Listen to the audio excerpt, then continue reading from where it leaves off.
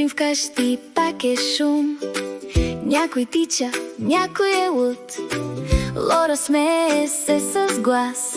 Явор тръгва пак след нас. Бея гледа ги отстрани. После хуква, че не спи. Три сърца в един дом правят си от деня сезон. Лора, Явор и Бея, всеки ден с нова идея. Тук се гони смях и трясък, малък хаос, сладък блясък. Лора, Явор и Бея, къщата лети без спира. Стъпки, лапи, вик до вик, това е техния език. Възглавница лети, там играчка се върти. Някой строи цял палат, някой вече го е смазал пак.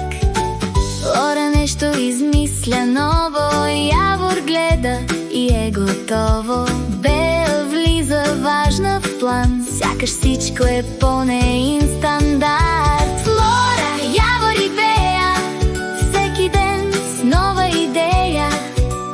Тук се гони смях и трясък, малък хаос, сладък блясък. Лора, Явор и Бея, къщата лети без спира. Стъпки, лапи, вик до вик, това е техният език.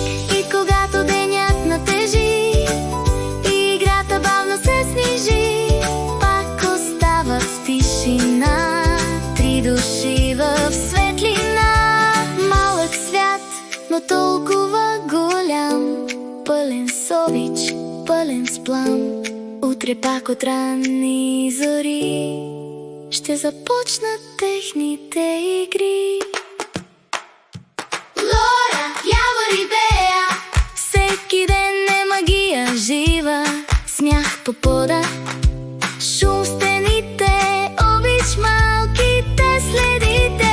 Лора, Явор и Бея, това е песен за дома им, не за празник, не за ден,